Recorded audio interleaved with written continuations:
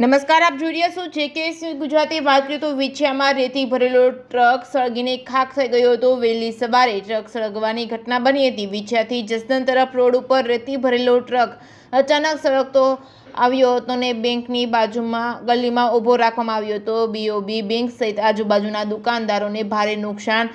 રેતીનો ભરેલો ટ્રક પૂરેપૂરો સળગીને ખાખ થઈ ગયો હતો.